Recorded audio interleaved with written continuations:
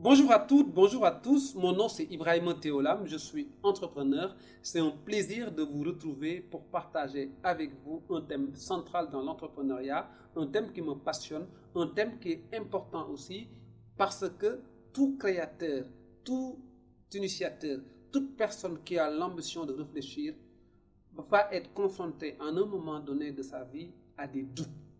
Est-ce que nous devons douter toujours? Qu'est-ce que nous devons faire en cas de doute? Qu'est-ce que nous devons privilégier? C'est en ce sens que nous avons défini un thème, la peur d'entreprendre. Et à ce niveau, mon rôle en tant que formateur, c'est d'apporter ma contribution, c'est d'apporter un éclairage sur comment vaincre la peur d'entreprendre. Par rapport à ce thème, je me suis permis de consulter beaucoup de sites, beaucoup de ressources, et je me suis rendu compte que toutes les personnes qui ont créé ont misé sur un sens de l'observation, sur un sens d'analyse, sur des possibilités personnelles à affronter les difficultés et sur leurs possibilités personnelles à trouver des solutions par rapport aux problèmes. C'est vrai que dans certains cas, les personnes qui portaient les projets ont été accompagnées par d'autres personnes. Et dans d'autres cas aussi, des personnes ont créé un début de solution, d'autres personnes ont amélioré les acquis sur place et nous nous retrouvons avec d'autres produits avec des perspectives assez puissantes. Donc, quel que soit le modèle sur lequel je m'inscris, les personnes qui ont créé ont eu en un moment donné affronté les obstacles et ont réfléchi à trouver des solutions idoines. Comment vaincre la peur? En général, en tant qu'individu, et si nous contextualisons et ramener le problème au niveau africain, moi en tant que jeune, j'ai peur parce que je n'ai pas entièrement confiance à mes acquis. J'ai peur parce que j'ai le regard de l'autre pointé sur moi, j'ai peur qu'on me juge, j'ai peur d'échouer, j'ai peur parce que tout simplement, dans mon environnement, on ne m'encourage pas pour persévérer, on attend que je puisse développer des solutions conséquentes.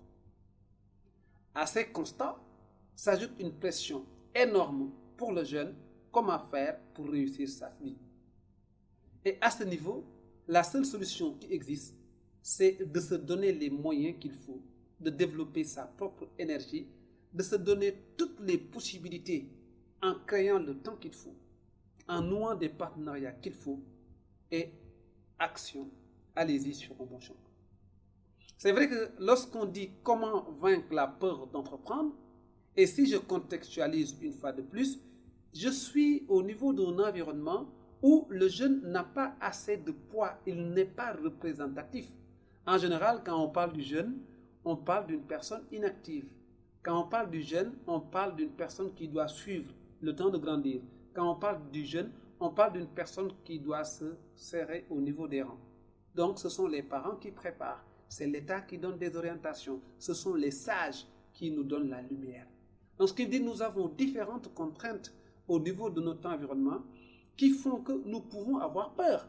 Maintenant, moi, la question que je me pose souvent, comment on peut avoir peur d'une situation qu'on ne connaît pas? Comment on peut avoir peur si on n'a pas encore touché? Comment on peut avoir peur si on n'a pas exercé? Ceux qui ont peur d'entreprendre n'ont pas encore entrepris, n'ont pas exercé le métier. J'ai du mal à ce que ces personnes-là puissent me rencontrer pour me dire que j'ai peur. Pour moi, la peur ne peut pas être alliée à une situation inconnue. Avoir peur veut dire je n'ai pas peut-être toutes les possibilités qu'il faut pour y arriver, je peux l'orienter comme ça, ou bien pour le moment, je n'ai pas toutes les dispositions pour affronter mon environnement, pour donner des solutions ou élaborer des premières pistes pour m'en sortir. Si on m'analysait la peur dans ces deux situations, je suis totalement favorable. Donc la peur veut dire, pour moi en tant qu'entrepreneur, je ne suis pas encore dans une situation qui va me permettre d'arriver à mon ambition principale. Donc ce qui veut dire, la peur, je peux l'intégrer dans mon environnement entrepreneurial et à chaque situation qui me présente la peur, et je réfléchirai pour trouver des remèdes. En ce sens, je ne vois pas comment on peut avoir peur. En ce sens, je ne vois pas comment on peut se dire je vais croiser les bras parce que de toute façon ça ne marchera pas, j'ai peur d'échouer. Chers tous, avoir peur, c'est normal parce qu'on est en face de l'inconnu, on a peu de possibilités pour être sûr de ce que nous avons. Avoir peur, c'est normal. Avoir des périodes de doute, c'est normal. Maintenant, pour vaincre, la première solution que je mettrai sur la table, c'est l'essayage. En essayant, vous pouvez vous rendre compte qu'il vous faut tel ou tel autre élément pour agencer votre opportunité. En essayant, vous pouvez vous rendre compte de vos forces et de vos faiblesses. En essayant, vous pouvez vous rendre compte des parties que vous devez améliorer pour y arriver. Exemple, imaginez, on me recrute pour enseigner la comptabilité. J'ai en face de moi 20 personnes à qui je vais transmettre un cours de comptabilité. Je n'ai jamais enseigné. C'est ma première fois. Mais je peux prendre le temps nécessaire de bien me documenter sur les modèles pédagogiques. Je peux prendre le temps nécessaire de m'exercer moi-même en me filmant pour voir quelles sont les différentes techniques que je vais utiliser. Si je suis en face d'une classe, je peux essayer à travers différents moyens pour me permettre de me tester. Maintenant, le jour où je vais délivrer mon premier cours, au moins, j'ai déjà préparé mon terrain. Maintenant, au moment de délivrer mon cours, je ne dois pas avoir peur d'échouer. Je dois me mettre dans un esprit que c'est mon premier cours. Je dois développer toute mon énergie. Je dois avoir une attention particulière par rapport à la compréhension des étudiants. Je dois me donner les moyens de réussir. Dans ce cas de figure, au lieu d'orienter la peur sur une partie négative pour d'échouer, vous orientez la peur sur le fait que vous devez donner une satisfaction par rapport aux étudiants qui sont venus vous suivre. Maintenant, vous pouvez assurer votre cours et qu'un certain nombre de personnes n'est pas satisfait par rapport à ce que vous avez donné. Un autre certain nombre de personnes peut être satisfait par rapport à ce que vous avez fait. Sur ces deux cas de figure, il est important de faire un petit bilan et de se dire une prochaine fois, voici les axes sur lesquels je vais travailler pour améliorer mon modèle. Donc, au lieu d'avoir peur, soyez dans une relation constructive avec vous-même qui va vous permettre d'évaluer à chaque situation quelles sont les contraintes pour trouver des solutions. Et je reviens toujours à la source de départ. On ne peut pas avoir peur de l'inconnu. Alors, en deuxième point, il est important de faire un lien entre la peur et l'échec. Parce qu'en général, la personne qui a peur, elle a peur d'échouer quand on parle d'entrepreneuriat. Par exemple, j'ai envie de créer une application pour prendre en charge la mise en relation entre des personnes qui sont dans un secteur bien déterminé.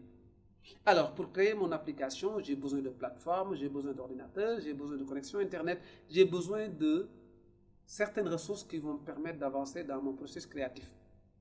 Mais là, je suis en face d'une situation réelle. La peur, je l'ignore. Je mets à côté de tout ce que j'ai de plus cher les perspectives qui me permettent de créer mon application.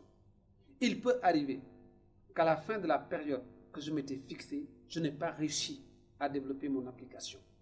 Dans ce cas de figure, je n'ai pas échoué. Je suis dans un processus.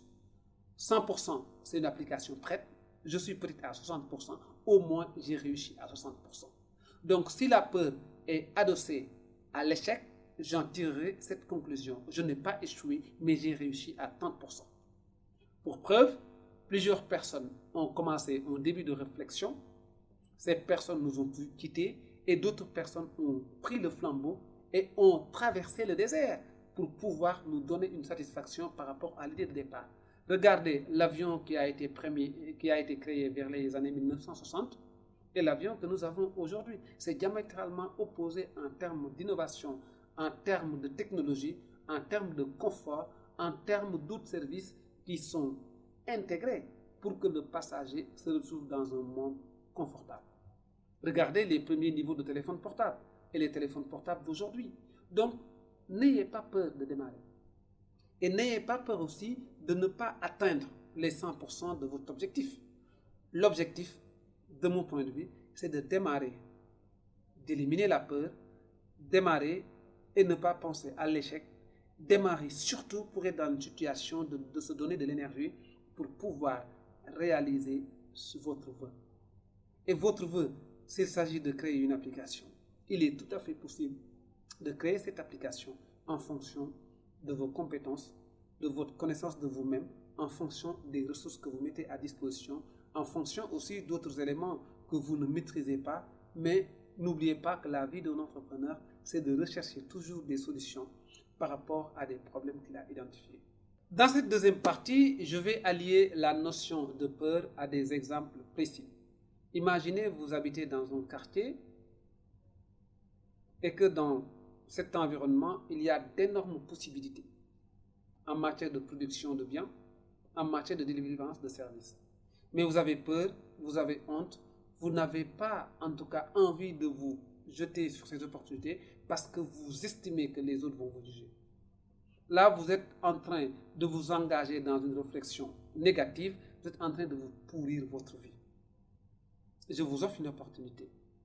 Ne vous concentrez pas sur ces éléments.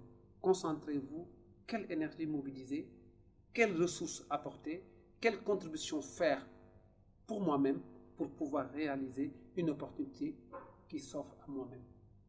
Et dans ce cas de figure, développer un mental fort constitue un élément de réponse. Et comment développer un mental fort? Il faut essayer. À travers mes rencontres sur lesquelles je dois prendre la parole, j'insiste beaucoup sur le terme « essayer ». Parce qu'en essayant, on peut se rendre compte de nos limites. En essayant, on peut se rendre compte de nos capacités. Et quelqu'un qui a essayé et se rend compte de ses capacités peut avoir la possibilité d'avancer, peut avoir la possibilité de se faire former, peut avoir la possibilité de se dire, si je veux continuer, voici mes axes d'amélioration. Donc, essayez, veut dire, mettez-vous à l'action. Et là, c'est une première possibilité qui va vous permettre de vaincre la peur d'entreprendre. Je peux citer un deuxième exemple. Imaginez, vous êtes dans une classe, vous avez peur d'afficher que vous pouvez être le premier de votre génération. Là où vous affichez la peur de ne pas gagner le premier prix de la classe, il y a d'autres qui vont travailler et qui profitent de cette opportunité d'être premier de la classe et qui travaillent bien pour y arriver. Et dans ce cas de figure, ce que j'offre comme alternative, c'est de travailler tous les jours et de se mettre dans la tête, il est tout à fait possible que je puisse être premier de ma classe. Si nous regardons les parcours de certaines personnes, nous pouvons nous rendre compte que se fixer un objectif d'être premier de la classe n'est pas irréalisable. Je peux nommer les personnes du secteur informel. Elles quittent leur environnement, elles n'ont peur d'absolument de rien. Elles n'ont pas peur d'essayer. Elles n'ont pas peur de s'inventer entrepreneurs. En général, quand elles arrivent dans une localité, la première chose qui les guette, c'est comment identifier les possibilités sur lesquelles elles peuvent travailler pour gagner de l'argent. Ces personnes investissent notre communauté à travers les grandes villes, nous donnent les produits dont on a besoin, fabriquent et nous revendent, et sont au cœur du système économique, même si ces personnes sont dans l'informel. Et ces personnes ont le mérite de ne jamais avoir peur d'affronter l'environnement immédiat. Vous allez prendre un jeune qui quitte Kourougou à 18 ans, 19 ans, 20 ans à Abidjan. Pendant 2 ans, il va développer ses propres approches sur des études intuitives et il va réussir à concrétiser ses vœux. Il peut se retrouver après ces 2 ans à Abidjan, dans une boutique, dans un grand magasin, à être entrepreneur dans d'autres domaines d'activité. Parce que tout simplement, le jeune n'a peur de s'interdire absolument rien. Il essaie tout. Il est toujours à la recherche de solutions. Un deuxième exemple, c'est les femmes. D'une manière générale, elles n'ont jamais peur d'affronter. En général, une femme qui est dans une situation de couple, avec son mari, avec ses enfants, c'est elle qui fait pratiquement tout dans la maison. Et tout ce qu'elle réalise comme activité, qu'elle soit rémunérée ou pas, n'a pas été apprise au niveau d'un système pédagogique. Elle s'initie créatrice, elle s'initie dans la peau d'une inventeuse, elle s'unifie aussi dans la peau d'une personne qui est capable d'apporter une solution. Ce qui veut dire, cette femme a déjà vaincu la peur qui peut être en elle pour l'empêcher d'avancer dans son processus créatif. Et à ce niveau-là, toutes ces personnes qui ont peur, je les invite à faire comme les gens du secteur informel, comme les femmes qui constituent les groupes les plus influents en matière d'orientation économique. Si on analysait l'entrepreneuriat sur des contributions effectuées par des groupes cibles, et à ce niveau, le message que je peux passer à travers 3 exemples, une femme qui crée un savon à travers une plante n'a pas été à l'école pour apprendre les techniques de production. Elle s'est basée sur une étude réelle de son environnement. Elle a imaginé, en mixant tel ou tel autre produit, je peux arriver à créer un bien. Et le bien, il est disponible, il est vendu sur le marché. Le jeune qui quitte son village, qui s'installe dans une capitale, la première chose qu'il cherche, c'est où se trouvent les opportunités. Lorsqu'il trouve les opportunités, il est dedans. Il cherche sa voie, jusqu'à ce qu'il développe un modèle entrepreneurial approfondi. Un 3e exemple, il y a des personnes qui n'ont jamais été à l'école, qui occupent au niveau de leur entreprise des postes de responsabilité parce qu'elles ont créé ces entreprises-là. Ces personnes ont misé sur peu d'attention par rapport à l'environnement. Ces personnes ont misé sur essayer, oser. Donc finalement, toutes les personnes qui nous ont donné le savoir, toutes les personnes qui nous ont proposé des produits, toutes les personnes qui nous ont proposé des services sont des personnes qui, en un moment de leur vie, se sont exprimées, ont exprimé leur talent et ont écarté la peur. Peut-être ces personnes se sont fixées comme orientation, je ne peux pas avoir peur de l'inconnu, ce que je ne connais pas, je ne peux pas y avoir peur. Mais de toute façon, en parlant d'inconnu, je veux dire que la personne n'a pas encore exercé. Ce que vous n'exercez pas, vous ne pouvez pas encore l'évaluer. C'est en exerçant qu'on peut se rendre compte de nos limites pour pouvoir y apporter des orientations en matière de solutions. Donc si j'ai un message à adresser aux personnes qui ont peur, je leur dirai d'oser essayer. Vaincre la peur signifie commencer avec ses compétences, avec ses moyens, avec sa disponibilité, avec son énergie. En essayant, on se rendra compte de ce qu'on sait faire, ce qu'on ne sait pas faire, et on aura des pistes d'amélioration pour parfaire notre modèle. En conclusion, lorsqu'on parle de vaincre la peur d'entreprendre, on est dans une logique de dire tout ce qui me fait peur, je peux l'orienter dans une vision de l'étudier pour savoir comment faire pour que cette peur ne gagne pas mes activités. En parlant d'entrepreneuriat, j'aime bien parler de défis, d'obstacles, de difficultés, de contraintes, de problématiques. Mais tous ces éléments dont je viens d'énumérer, c'est à l'individu de réfléchir pour y apporter des orientations. Tous ces éléments dont je viens d'établir en termes de constat, c'est à l'individu de voir comment faire pour trouver des solutions par rapport à tel aspect ou à tel autre aspect. Je veux dire par là, la peur existe, mais la peur dans l'inconnu, j'y crois pas. Et si on lie la peur avec l'échec, on se rend compte que même l'élément fondamental de l'entrepreneuriat, l'échec y est compris. Parce que l'élément fondamental, c'est la réussite. Et pour réussir, il faut tâtonner, il faut essayer, il faut débuter, il faut commencer. Exemple, je veux créer un téléphone portable. Je peux assembler tous les éléments et je peux arriver à un niveau final où le téléphone ne soit pas utilisable. Peut-être j'ai réussi à 90% ma création. Cela ne veut pas dire que j'ai échoué. J'ai créé à 90% mon opportunité. Mais une personne à qui je veux parler de ma solution peut compléter les 10% qui restent et le téléphone est fonctionnel. Et la personne qui a apporté 10% dira que j'ai réussi à 10%. Moi qui ai apporté la solution à 90%, je dirais que j'ai réussi à 90%. Donc, avoir peur n'est pas, en tout cas, une phrase qu'on doit déterminer pour des personnes qui ont envie de réussir. Et si la peur est liée à l'échec aussi, il ne faudrait pas qu'on privilégie le fait de ne pas y arriver, constitue que j'ai échoué. Donc, essayez, osez, définissez-vous comme des personnes qui doivent toucher avant de démarrer. Et si vous le faites, vous verrez les résultats. Merci.